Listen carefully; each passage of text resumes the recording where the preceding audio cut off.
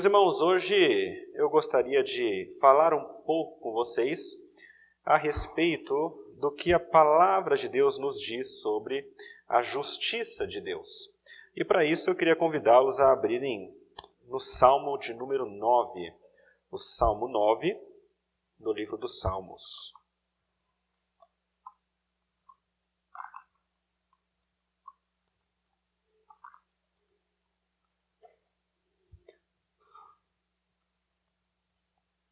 Eu não sei se vocês já perceberam, eu acho que já, mas nós vivemos em um mundo que é cheio de injustiças. Nós vivemos em um mundo onde parece que a justiça muitas vezes não vigora, parece que os maus imperam, parece que coisas terríveis acontecem e as pessoas saem impunes muitas vezes. É certo que muitas vezes também uma justiça é aplicada. Mas o meu pensamento com os irmãos hoje é como que nós, como cristãos, devemos pensar e entender a justiça de Deus segundo a palavra dele. Hoje eu gostaria de ler o Salmo 9. Eu sei que não é possível a gente chegar ao fundo de tudo e explicar todas as coisas, mas eu sei que algumas ideias é possível que nós tiremos deste Salmo. Vamos ler a palavra de Deus. Salmo 9. Salmo escrito por Davi, ao mestre de canto, segundo a melodia, a morte para o filho. Diz assim a palavra de Deus: Louvar-te-ei, Senhor, de todo o meu coração. Contarei todas as tuas maravilhas. Alegrar-me-ei e exultarei em ti. Ao teu nome, ó Altíssimo, eu cantarei louvores. Pois ao retrocederem os meus inimigos, tropeçam e somem-se da tua presença. Repreendes as nações, destróis o ímpio, e para todos sempre lhes apagas o nome. Quanto aos inimigos, estão consumados, suas ruínas são perpétuas. Arrasaste as suas cidades, até a sua memória pereceu. Mas o Senhor permanece no seu trono eternamente. Trono que erigiu para julgar. Ele mesmo julga o mundo com justiça, administra os povos com retidão. O Senhor é também alto refúgio para o oprimido, refúgio nas horas de tribulação. Em ti, pois, confiam os que conhecem o teu nome. Porque tu, Senhor, não desamparas os que te buscam. Cantai louvores ao Senhor, que habita em Sião. Proclamai entre os povos os seus feitos. Pois aquele que requer o sangue lembra-se deles, e não se esquece do clamor dos aflitos. Compadece de mim, Senhor. Vê a que sofrimentos me reduziram os que me odeiam. Tu que me levantas das portas da morte, para que às portas da filha de Sião eu proclame todos os teus louvores, e me regozije da tua salvação. Afundam-se as nações na cova que fizeram, no laço que esconderam, prendeu-se-lhes o pé. Faz-se conhecido o Senhor pelo juízo que executa. Enlaçado está o ímpio nas obras de suas próprias mãos. Os perversos serão lançados no inferno, e todas as nações que se esquecem de Deus. Pois o necessitado não será para sempre esquecido, e a esperança dos aflitos não se há de frustrar perpetuamente. Levanta-te, Senhor. Não prevaleça o mortal. Sejam as nações julgadas na tua presença. Infunde-lhes, Senhor, o medo. Saibam as nações que não passam de mortais. Até aí a palavra de Deus. Vamos orar? Pedir para Deus nos ajudar, nos conceder a sua graça. Senhor, nosso Deus, nosso Pai, nós acabamos de ler sua palavra, Pai. Nós lemos o salmo escrito por Davi e te agradecemos porque ele, numa leitura simples, já fala aos nossos corações, Pai. Queremos rogar ao Senhor que, por meio do Santo Espírito, o Senhor também nos ilumine, para que nós compreendamos com mais profundidade, e não apenas que nós compreendamos, mas que nós também tenhamos a condição de aplicar essas verdades em nossas vidas, Pai. Seja em ações, seja em disposição do coração e da mente. Nos ajude, Pai, a termos uma resposta a essa palavra que agrade a Ti. Pedimos isso em nome de Jesus. Amém. Meus irmãos, lendo esse texto, eu gostaria de pensar com vocês acerca de 3 verdades sobre Deus e depois pensar em 3 maneiras que nós, como homens, podemos responder a essas verdades. Então eu queria pensar em 3 verdades que falam a respeito de Deus, e nesse tempo vou demorar um pouquinho mais, e depois ao final eu gostaria de pensar em 3 modos como nós podemos responder a essas verdades que o texto nos traz. A primeira dessas 3 verdades sobre Deus que o texto nos ensina é que Deus governa e julga reta e eternamente do seu trono. Se vocês olharem aí no texto de vocês, no versículo 4, vocês vão ver que o salmista diz que Deus está assentado em um trono, de onde ele julga retamente.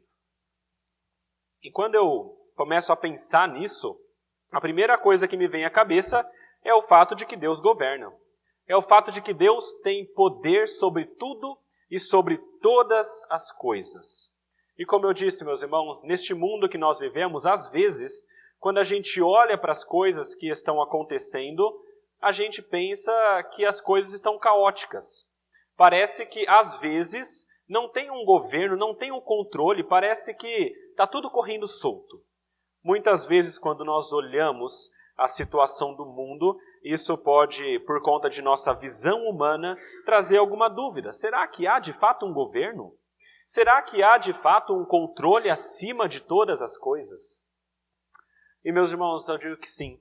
A palavra de Deus nos deixa muito claro que Deus realmente governa e controla todas as coisas.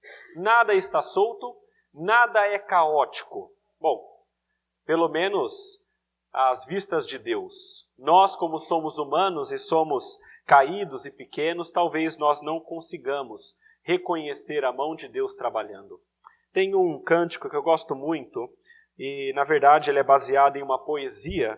Essa poesia é chamada Tapeceiro. Eu creio que muitos dos irmãos conhecem também o cântico, e o cântico eu vou recitar para os irmãos apenas parte dele, mas falando essa ideia. Preste atenção no que essa poesia diz. Falando de Deus como se Deus fosse um grande tapeceiro. Ele diz: grande artista, vai fazendo o seu trabalho, incansável, paciente no seu tear. Tapeceiro, não se engana, sabe o fim desde o começo, trança voltas 1000 desvios sem perder o fio. Minha vida é obra de tapeçaria, é tecida de cores alegres e vivas, que fazem contraste no meio das cores nubladas e tristes. Se você olha do avesso, nem imagina o desfecho. No fim das contas, tudo se explica, tudo se encaixa, tudo coopera para o meu bem. Quando se vê pelo lado certo, muda-se logo a expressão do rosto, obra de arte para a honra e glória do tapeceiro. E essa poesia, na verdade, continua, mas para os irmãos que talvez nunca tenham visto algum tapeceiro teando, é muito interessante, porque quando você olha uma obra de tapeçaria, pelo lado certo, ela é muito bonita, muito bem feita, você nota os detalhes bem desenhados, bem definidos. Mas quando você olha do lado contrário, você que não é tapeceiro, você vê um emaranhado de fios. E você vê as coisas todas muito caóticas ali atrás. E é difícil de entender como que tudo isso que é caótico aqui atrás, quando você vira, faz sentido e está sendo desenhado por alguém. Meus irmãos, a mesma coisa é Deus. Deus, ele, neste mundo, vai controlando de um modo que só Ele entende. E nós, pela fé, cremos que Ele está fazendo isso. E talvez agora nós não consigamos perceber exatamente tudo o que Ele está fazendo, mas Ele já conhece o final desde o começo, porque Ele já planejou. E Ele está ali pacientemente teando para que essa peça de tapeçaria seja completa no final. E quando ela for virada do lado certo, nós consigamos perceber como que Deus governou tudo desde o início. Meus irmãos, Deus governa esse mundo desde o início. Por mais que talvez nós não consigamos perceber, mas Ele é o grande tapeceiro, Ele é o grande mestre de tudo isso. E as coisas estão ocorrendo de acordo com a vontade dEle para alcançar o fim que Ele deseja. Ele tem toda a autoridade. Ele é o governador de todas as coisas. Toda a autoridade que Ele tem, Ele domina sobre o mundo. Inclusive, é dele que vem também a autoridade dos homens. É interessante que nesse mundo que a gente está, às vezes a gente se perde com as coisas que a gente está vendo. Novamente, porque a gente só consegue ver o outro lado da tapeçaria. A gente só consegue ver aquele emaranhado de fios. E muitas vezes, quando a gente olha para homens que governam de maneira má, pessoas com autoridade, nós nos perguntamos como é possível que Deus permita que alguém esteja numa posição dessas. Meus irmãos, toda a autoridade que algum homem tem nesse mundo vem das mãos de Deus também. Jesus mesmo falou isso, lá em João 19, versículo 11. Abra aí a palavra de Deus, João capítulo 19, versículo 11. Nas palavras de Jesus, deixando muito claro que é Deus quem governa todas as coisas, estando Ele sentado no seu trono. João, capítulo 19, versículo 11. Jesus já estava prestes a ser oferecido como sacrifício pelos nossos pecados. E ele diz o seguinte: respondeu Jesus: nenhuma autoridade terias sobre mim, se de cima não te fosse dada. Meus irmãos, isso ele falou para Pôncio Pilatos. Jesus, quando fala com um governante, ele tem a plena certeza que o governante só tem algum poder porque Deus assim decidiu. Deus governa sobre todas as coisas, inclusive sobre os reis, sobre aqueles governantes que nós achamos que têm tanto poder. E Ele é tão poderoso que Ele não atua apenas e controla e governa pessoas individuais, mas Ele faz isso com nações. Ele fez isso, por exemplo, com a Assíria, um grande povo poderoso do passado, tão poderoso que as nações temiam, e a palavra diz que Ele usa esse povo, a Assíria, de acordo com a vontade dEle, para cumprir o plano dEle. Ele utiliza a Assíria como cetro da ira dEle para punir o povo de Israel. Isso está lá em Isaías, capítulo 10, versículo 5. Ai da Assíria, cetro da minha ira, a vara em sua mão é o instrumento do meu furor. Meus irmãos, Deus é quem governa. E toda pessoa que tem autoridade nesse mundo só tem porque Deus deu. E se Deus deu, significa que Ele pode tirar. É por isso, meus irmãos, que nós não devemos e não podemos temer qualquer autoridade que seja neste mundo. Porque toda autoridade, por mais que ela tenha poder, é Deus quem dá. Então Deus controla e domina, inclusive, sobre essas pessoas que nós achamos tão poderosas. E este Deus que governa também julga retamente. O texto que a gente leu fala: no trono te assentas e julgas retamente. Junto com o governo de Deus está também o seu juízo. Talvez nos dias de hoje seja um pouco estranho pensar em alguém que reina e julga ao mesmo tempo. Mas se a gente olhar a palavra de Deus, lá no livro de Juízes, por exemplo, nós vemos que é isso que acontece. Deus levantava pessoas para serem os governantes durante um tempo, para guiarem o povo e para julgarem o povo também. E a gente sabe que alguns reis do passado também faziam isso. Alguns casos, por exemplo, foram levados para o rei Salomão, para que o rei Salomão julgasse sobre esse caso. A mesma coisa com Deus, que governa e julga retamente. E preste atenção nessa palavrinha, meus irmãos, no versículo 4, a última dela. Julga retamente. Eu acho interessante a gente pensar sobre isso. Meus irmãos, como seria terrível se nós tivéssemos um ser tão poderoso sobre nós, com domínio sobre todas as coisas, mas que este ser todo-poderoso, que dominasse tudo, fosse um ser mau, ou fosse um ser injusto. Meus irmãos, nós estaríamos no pior tipo de tirania possível. Pela graça de Deus, Ele é misericordioso, pela graça de Deus, Ele é justo. A palavra é muito clara quando diz que existe um Deus e este Deus é poderoso, e não só poderoso, mas Ele também é justo e julga eternamente. Meus irmãos, essa verdade acerca de Deus é uma das mais importantes para a nossa vida aqui nesse mundo. Porque muitas vezes, quando nós pensamos como as coisas às vezes parecem andar caóticas, nós tendemos às vezes a perder um pouco a fé. Então nós somos chamados a olhar para a palavra de Deus e crermos naquilo que a palavra de Deus está nos dizendo sobre Deus. E então, com essa fé que Deus nos dá, entender que no dia certo, no momento certo, a justiça de Deus vai ser demonstrada e derramada sobre todos nós. Primeira verdade sobre Deus é que este Deus reina absolutamente e Ele julga retamente. Segunda verdade que esse texto nos fala sobre Deus é que este Deus não apenas reina e julga, mas quando Ele julga, Ele pune os ímpios. Ele emite algum tipo de punição, Ele destrói essas pessoas que são ímpias. Veja aí no versículo 3, o salmista escreve que os inimigos tropeçam e somem-se da tua presença.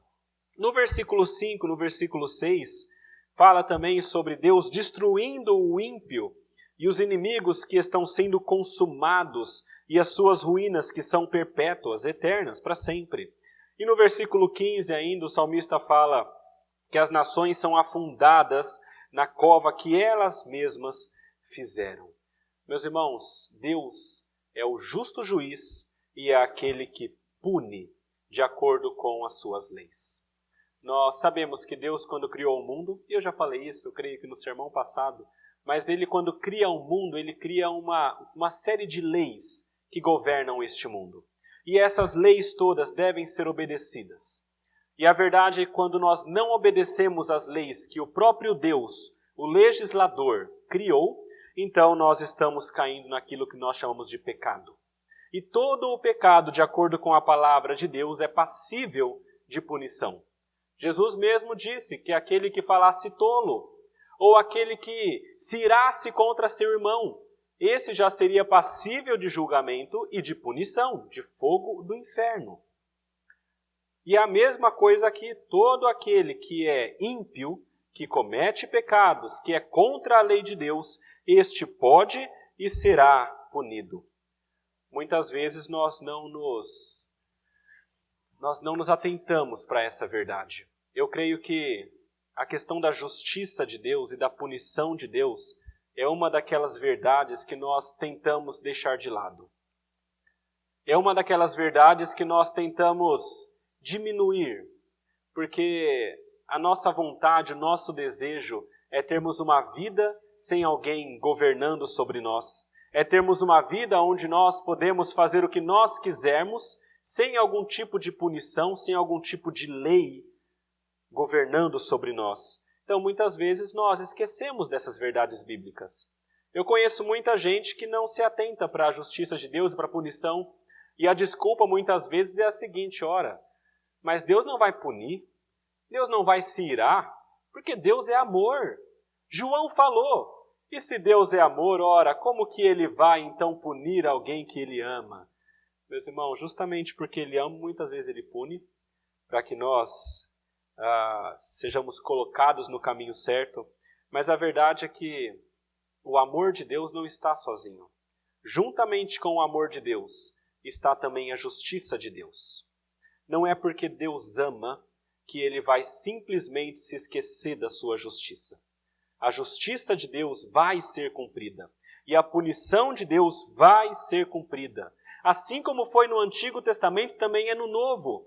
Outra coisa que eu ouço muito é o seguinte: ora, Deus do Antigo Testamento era um Deus bravo, irado, mas o Deus do Novo é um Deus amoroso, e parece que é dois deuses diferentes. Meus irmãos, não se enganem. É o mesmo Deus. E do modo como Ele agiu no passado, Ele pode agir hoje. E do modo como Ele julgou e puniu no passado, Ele pode julgar e punir hoje. Não confundam a paciência dEle com algum tipo de falta de justiça e punição. Deus é paciente, e ele aguarda, mas a punição dele e a justiça dele vem. E eu acho muito interessante que nesse salmo Deus mostra a justiça dele através de um meio que a gente, quando começa a pensar, faz todo sentido. Veja o que diz no versículo 3. Os ímpios, ao retrocederem os meus inimigos, tropeçam e somem-se da tua presença. Essa palavra aí, tropeçam, está num modo verbal do hebraico que significa que é como se eles tropeçassem ou causassem o seu próprio tropeço. É como se eles mesmos fizessem com que eles tropeçassem. Essa palavrinha somem-se na mesma ideia. A ideia é que eles mesmos estão cavando a sua cova.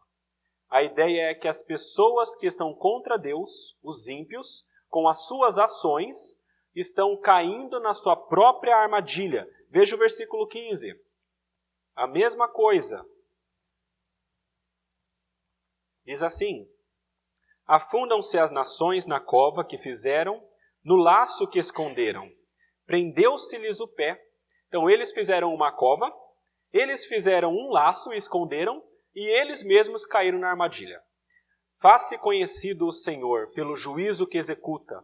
Enlaçado está o ímpio nas obras de suas próprias mãos. O que significa isso, meus irmãos? Deus, quando exerce juízo e punição, no caso aqui do salmista, ele está dizendo que são aquelas próprias pessoas, pelas obras malignas que estão fazendo, que estão cavando a sua própria cova, que estão fazendo armadilhas para elas mesmas caírem, e elas vão cair nessas armadilhas. Isso me lembra o que está escrito lá em Romanos 1.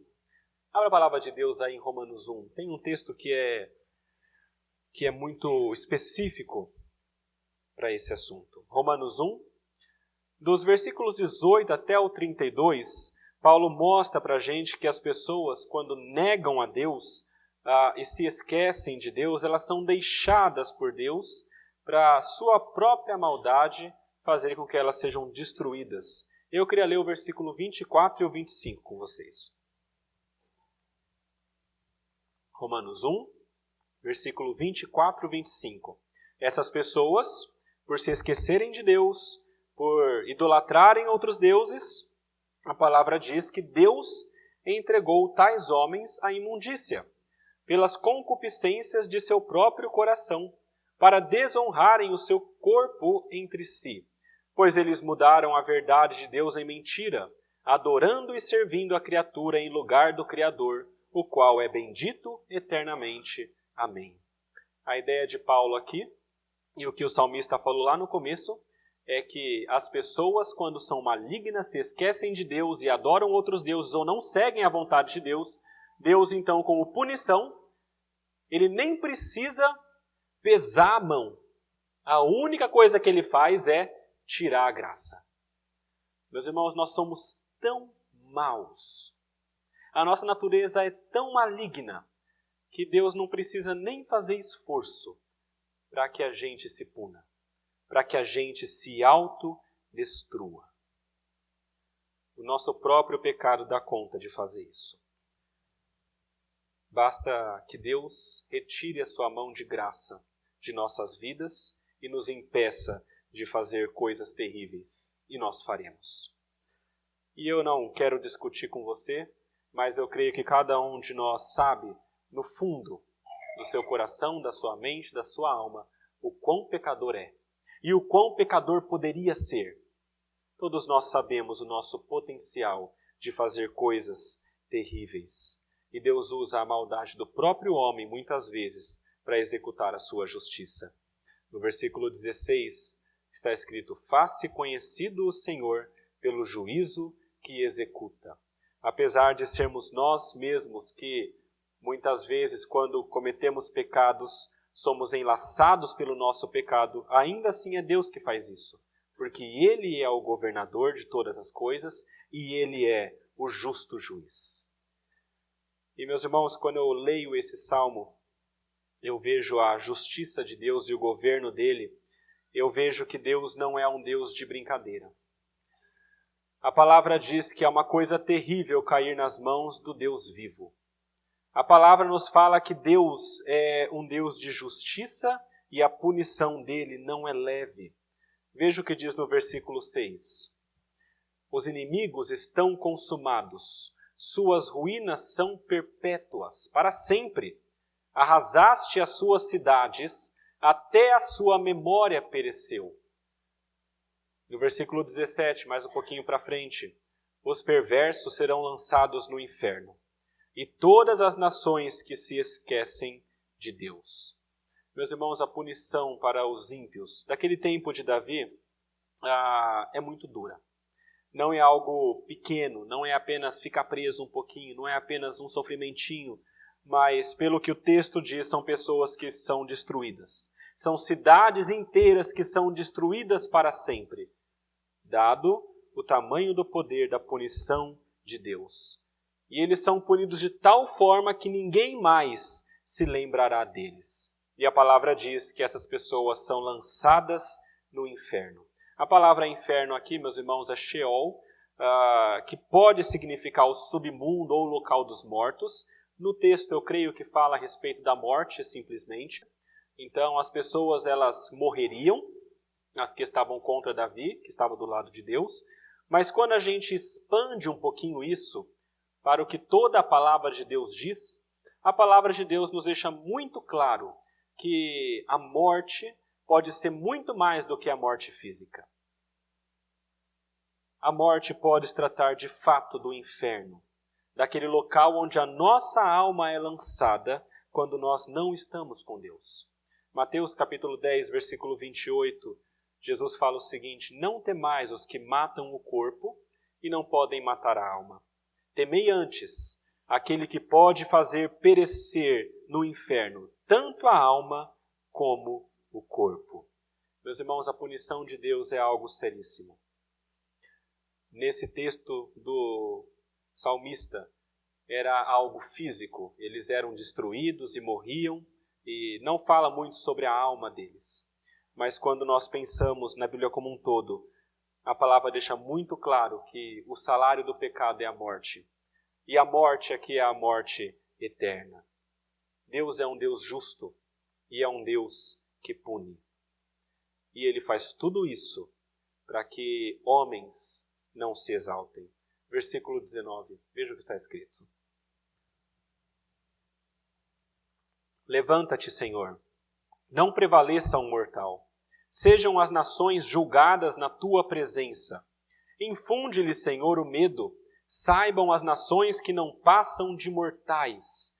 O salmista diz que Deus, quando julga as nações, Ele faz para que essas pessoas entendam que elas não são Deus. Entendam que elas são apenas mortais. A palavra de Deus deixa muito claro que Deus não gosta e não divide a sua glória. Ele não aceita que outras pessoas assumam o seu local, o seu lugar de governo. E o Salmo parece mostrar que estes homens ímpios do Salmo 9 são pessoas que estavam rogando para si a autoridade de Deus e colocando medo nas nações e trazendo algum tipo de mal para o povo de Deus. Então o salmista diz: Deus, não permita isso. Não permita que homens achem que são Deus também, mas puna estes homens para que eles entendam que eles não passam de mortais. Meus irmãos, nós todos não passamos de mortais. O Salmo 8, que veio um pouquinho antes, nos fala que nós somos a cereja da criação, a cereja do bolo da criação. Nós somos os seres mais importantes e mais honrosos e mais valorosos da criação de Deus. Deus, quando cria todo o mundo, termina de criar o homem, Ele diz que era muito bom. O ser humano é, de fato, a criação mais importante da parte de Deus, porque é a imagem e semelhança dele.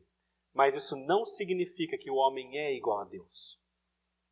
Aqueles que tentaram ser igual a Deus caíram. A gente sabe da serpente, de Adão e Eva e muitos outros. Nós temos uma distância, uma diferenciação muito grande do Deus Todo-Poderoso que governa e julga todas as coisas. A ideia, meus irmãos, é que os homens jamais pensem que são poderosos como Deus ou que podem fazer o que desejam como Deus pode. Deus não se alegra da soberba do homem. É por isso que na palavra de Deus está escrito: Deus resiste à soberba, mas dá graça aos humildes. A segunda coisa que o texto nos mostra sobre Deus é que Ele é um Deus que pune. E pune não de maneira leve, mas duramente e eternamente em muitos casos. Mas a terceira verdade que o texto fala sobre Deus é que Deus salva o oprimido, aquele que confia no seu nome, para que esse oprimido também clame a Deus e também proclame às multidões o bem que Deus tem feito. Então nós vimos um Deus que reina e julga, nós vimos um Deus que pune duramente, mas ao mesmo tempo nós estamos vendo um Deus que salva, porque Ele é misericordioso. E eu espero, meus irmãos, que a gente consiga aqui chegar num equilíbrio. Eu não quero que a gente pense que Deus é aquele que pune, e a gente saia daqui triste. Mas eu quero que a gente entenda que este é um Deus que não apenas pune, mas é um Deus que salva. Nosso Deus é um Deus que salva o oprimido. Versículo 9 fala isso. O Senhor também, alto refúgio para o oprimido, refúgio nas horas de tribulação. Versículo 10. Em ti, pois, confiam os que conhecem o teu nome, porque tu, Senhor, não desamparas os que te buscam. Versículo 11 e 12. Cantai louvores ao Senhor que habita em Sião, proclamai entre os povos os seus feitos. Porque aquele que requer o sangue, lembra-se deles e não se esquece do clamor dos seus filhos. Meus irmãos, Deus salva o oprimido. Deus não se alegra com a injustiça. Como eu disse, muitas vezes no mundo nós vemos injustiças acontecendo. E a verdade é que Deus não se alegra com essas coisas. E é por isso que muitas vezes Deus intervém já nessa vida, e é por isso que nós, como pessoas que creem em Deus, podemos clamar para que Deus tenha misericórdia e haja em nossa vida e acabe com a injustiça. Ou quando nós vemos injustiças não em nossa vida, mas em outros locais, podemos clamar a Deus e pedir: Senhor, tenha misericórdia, haja, traga justiça. Porque Deus não se alegra na injustiça e Ele salva o oprimido. E aqui é interessante porque Davi faz uma separação, uma divisão muito clara entre aquele que é o ímpio, o opressor, e aquele que é o oprimido. O oprimido, ele diz que é aquele que confia no nome do Senhor. E o nome Senhor aqui está no maiúsculo, você pode ver na Bíblia de vocês aí, o que significa que é Yahvé. O oprimido é aquele que confia em Yahvé, no nome de Yahvé. É aquele que sabe quem é o seu Deus. É o mesmo Deus que tirou o povo do Egito. É o Deus de Abraão, Isaque e Jacó. É o Deus que salvou o povo da opressão do Egito. É este Deus que não atura injustiças e age na vida daqueles que são oprimidos. E o opressor, veja no versículo 17, é aquele que diz que se esqueceu de Deus. Enquanto o oprimido confia no nome do Senhor, o opressor diz que se esqueceu, ele se esquece de Deus. Meus irmãos, aqueles que confiam no nome do Senhor, em Yahvé, o Deus da Bíblia, que libertou o povo do Egito, que fez um pacto com Abraão, que fez um pacto com Israel e conosco também, que somos salvos pela graça em Jesus. Este Deus é aquele que nós podemos confiar. Versículo 10 fala isso. Lê mais uma vez. Em ti, pois, confiam os que conhecem o teu nome, porque tu, Senhor, não desamparas os que te buscam. Meus irmãos, Deus não é um Deus que se esquece dos seus. Deus é um Deus não apenas poderoso e que julga, mas é um Deus que se lembra dos seus filhos e se lembra do oprimido e age na vida desses oprimidos. E quando os oprimidos são salvos, veja o que diz o versículo 13. Eles são salvos para proclamarem as obras de Deus às multidões. Versículo 13 fala: tu me levantas das portas da morte. Ou seja, Deus me tirou da morte. E veja a palavra portas aqui. Versículo 14. Para que as portas, e aqui é com crase, então, naquelas portas, naquele local, as portas da filha de Sião, eu proclame todos os teus louvores e me regozije da tua salvação. Meus irmãos, os portais de Sião eram portas na cidade, e ali era o local onde muitos anúncios eram feitos. Então, se alguém quisesse que todo mundo ouvisse ou soubesse de alguma coisa, eles iam para os portais e proclamavam. E a ideia do salmista é isso. Eu fui salvo das portas da morte. E então, porque eu fui salvo, eu vou aos portais de Sião para que todos saibam que eu fui salvo. Para proclamar a bondade e a justiça de Deus. A ideia, meus irmãos, é que quando nós experimentamos a salvação de Deus, nós proclamemos isso. Eu sempre me lembro daquela mulher que encontrou Jesus naquela fonte em João 4.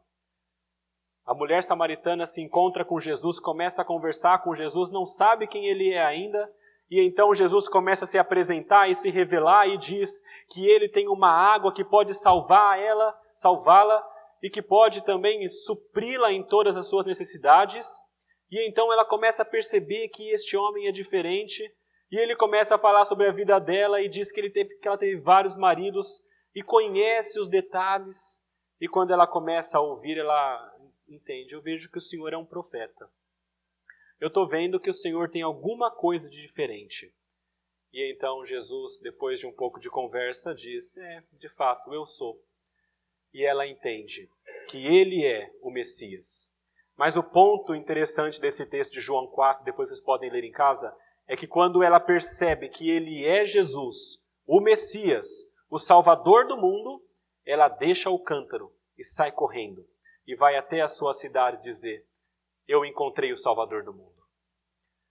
Meus irmãos, quando eu penso em nós, eu penso que nós deveríamos fazer a mesma coisa. Aqueles que são salvos das portas da morte devem ir aos portais de Sião e proclamar isso. Talvez os portais de Sião dos nossos dias seja a internet, sejam as mídias sociais. Nós podemos proclamar ao mundo que nós somos salvos e deixar isso muito claro para todos, que nós cremos no nome do Senhor. E meus irmãos, este Deus salva todos aqueles que são aflitos, uma hora ou outra. Veja o versículo 18.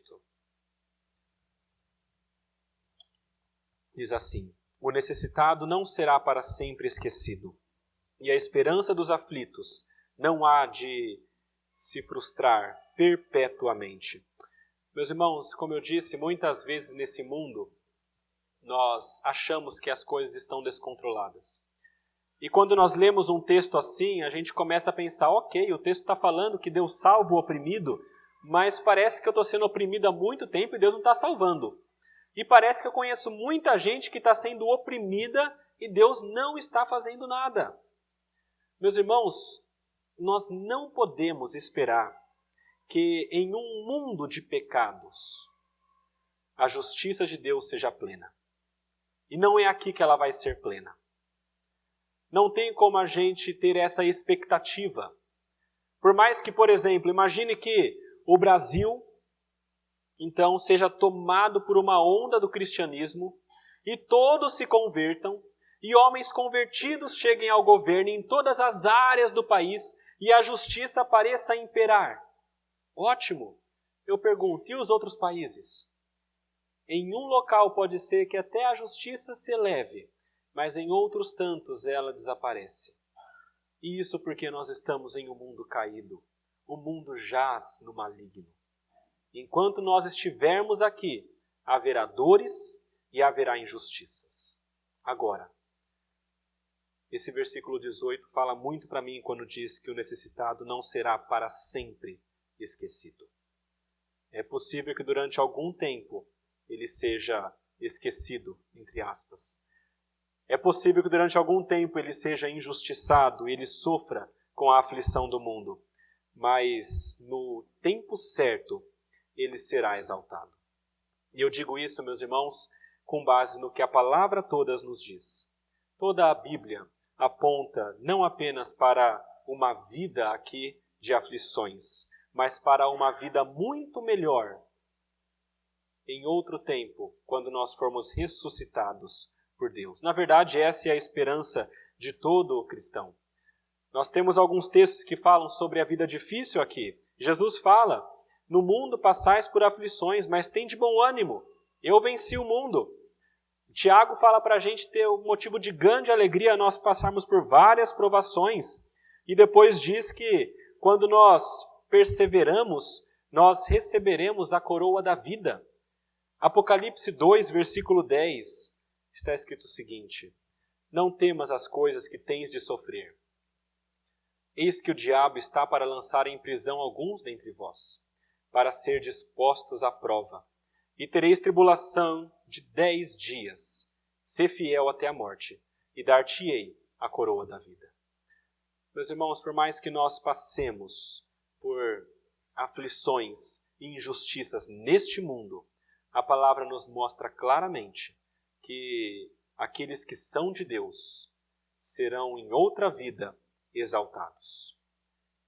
Não mais injustiçados, não mais oprimidos e não mais aflitos. E eu queria lembrar aos irmãos que isso só acontece por meio de Cristo. A gente muitas vezes lê os textos dos Salmos e vê falando sobre ímpio e justo, e é muito comum a gente se colocar no lado do justo. E a gente pensa o seguinte: ora, eu sou o justo, então eu tenho que ser salvo, porque o ímpio está acabando. Meus irmãos, a palavra diz que nós todos somos ímpios. Em um certo sentido, todos nós somos pecadores. E a grande verdade é que, se depender de nós, nós nunca mereceremos e seremos salvos por Deus. A grande verdade é que o ímpio é cada um de nós que está aqui. E é por isso que nós louvamos a Deus pela vinda de Jesus. Quando Jesus vem neste mundo, o Deus justo, poderoso, derrama sua ira sobre este Jesus. A ira que deveria ser para cada ímpio que está nessa igreja e cada ímpio que hoje se diz cristão. Essa ira que devia cair sobre você, porque Deus é justo, caiu sobre Jesus. E naquele momento na cruz ele diz: Deus meu, por que me desamparastes? Porque naquele momento, naquela cruz, a ira de Deus cai sobre ele. E aquele que é o justo morre pelos injustos. O santo por aqueles que são ímpios. Isso mostra não só a justiça de Deus, mas também o amor de Deus. Deus é justo e Ele tem de punir, mas Ele é misericordioso e amoroso. Então Ele pune o seu próprio Filho. E nós então temos a salvação. Meus irmãos, 3 verdades sobre Deus. Deus governa e é justo juiz. Deus pune retamente. E Deus salva aqueles que são deles. E eu gostaria de pensar rapidamente com os irmãos. Quais são as 3 respostas que o homem deve dar para essas verdades? Primeira delas, louvar. E louvar muito e verdadeiramente. Veja o versículo 1 e 2, o que diz. O salmista escreve: louvar-te-ei, Senhor, de todo o meu coração. Contarei todas as tuas maravilhas, alegrar-me-ei e exultarei em ti. Ao teu nome, ó Altíssimo, eu cantarei louvores. Ele louva a Deus. E ele não faz isso silenciosamente, mas ele canta, ele fala, ele proclama. E isso não só para ele no banheiro escondido, mas ele faz isso para que todos ouçam. Versículo 11, ele diz: cantai louvores ao Senhor que habita em Sião. Meus irmãos, nós devemos louvar a Deus com tudo que nós somos. No mesmo texto lá de João 4, existe uma outra parte onde está escrito que Deus procura adoradores, que o adorem em espírito e em verdade. Nós, como pessoas que foram salvas, tirados da porta da morte, nós agora temos de proclamar a salvação. Aos portais de Sião, nós temos de proclamar para que todos ouçam e saibam que nós fomos salvos. E todos entendam quem é este Deus. Lá em Atos 2, quando o Espírito Santo começa a agir de maneira mais intensa, a palavra diz que eles começam a falar em línguas diferentes da que eles estavam acostumados. E pessoas começam a ouvir e a entender. E a palavra diz que eles estão falando, não é qualquer bobeira, mas estão falando sobre as grandezas de Deus. Meus irmãos, o desejo de Deus é que nós proclamemos as grandezas de Deus. E nós louvemos a este Deus. Isso inclui orar, louvando a Ele por tudo que Ele tem feito. Isso inclui agir com ações de graças e louvando a Deus com as nossas ações. Isso inclui músicas. Quando nós cantamos na igreja, que seja de uma maneira alegre e feliz, com a alegria de saber que nós fomos salvos. Meus irmãos, nós precisamos ser alegres em Deus. Versículo 2 diz, alegrar-me-ei e exultarei em ti, ao teu nome. Versículo 14 fala, me regozije da tua salvação. Meus irmãos, o cristão precisa da alegria de Deus. Nós não somos um povo que deve viver triste, amuado. E, na verdade, meus irmãos, uma das grandes marcas de um bom cristão, e o que difere muito dos ímpios, é a disposição do coração de glorificar a Deus alegremente. E de ser alegre com as coisas de Deus. Aquele que é ímpio, ele pode receber tudo, mas ele está insatisfeito. Ele murmura, ele reclama. Aquele que é de Deus, que já foi regenerado, uma marca dele muito clara é a alegria, é a gratidão. Se nós fomos salvos e entendemos isso, nós temos de ser alegres também e glorificarmos a Deus. Nossa primeira pergunta do catecismo diz, qual é o fim principal do homem? Glorificar a Deus e gozá-lo para sempre. É glorificar a Deus e sermos alegres nele. Primeira coisa das nossas respostas é louvar verdadeiramente. Segunda, eu já falei um pouquinho, mas proclamar intensamente. Não só louvar, mas proclamar. Versículo 1 fala, contarei todas as suas maravilhas. Versículo 11 fala, proclamai entre os povos os seus feitos. Versículo 14 diz, para que às portas da filha de Sião eu proclame todos os teus louvores. Meus irmãos, nós precisamos proclamar. E aqui eu lembro, é claro, da grande ordem de Jesus. Indo por todo mundo, pregai o evangelho a toda criatura. Quando nós proclamamos o que Deus fez e faz, quem Ele é e a salvação dele, nós estamos pregando o evangelho. E nós estamos mostrando para aquelas pessoas que não conhecem que elas também podem ser retiradas das portas da morte. Nós precisamos, como bons crentes, bons salvos, fazer isso. E a terceira resposta que o texto nos ensina é clamar confiadamente. Depois de dizer que Deus não se esquece do clamor dos aflitos, no versículo 12, o salmista então clama a Deus. Versículo 13 ele fala, compadece de mim, Senhor, vê a que sofrimentos me reduziram os que me odeiam. E no finalzinho do salmo ainda ele fala, no versículo 19 e 20, pedindo a Deus confiadamente, levanta-te, Senhor, não prevaleça o mortal, sejam as nações julgadas na tua presença. Infunde-lhes, Senhor, o medo, saibam as nações que não passam de mortais. Meus irmãos, o salmista clama a Deus. Por mais que ele esteja sendo perseguido, por mais que haja oposição, por mais que ele veja injustiças, como nós vemos também, nós cremos no que a palavra diz e nós cremos na salvação de Deus. E por isso é que nós podemos e devemos clamar. Quando há injustiça, quando há algum tipo de opressão sobre alguém, em qualquer momento que nós notarmos isso, que é contra a vontade de Deus, nós podemos e devemos clamar. Clame. E clame com confiança. Nossas três respostas para as verdades de Deus. Louve verdadeiramente, proclame para todos e clame confiadamente para que Deus haja na situação. E crendo que Ele vai agir. E se lembrando que a realidade não é só essa vida que nós temos, mas ela é muito mais ampla. E o que acaba aqui continua na eternidade. E a nossa alegria é saber que um dia estaremos com este Deus, aonde a justiça plena dele vai reinar. Nós lemos um texto no início deste culto, aonde fala que quando tudo se acabar neste mundo, nós iremos viver eternamente com Deus. E aonde Ele está em um trono, reinando eternamente. E pessoas estão ao redor, seres estão ao redor, glorificando e cantando: Santo, Santo, Santo. Este Deus que é santo e é justo reina. E quando chegar o momento certo, nós estaremos com Ele, na justiça plena, ao lado dEle, na alegria plena. Vamos orar, meus irmãos.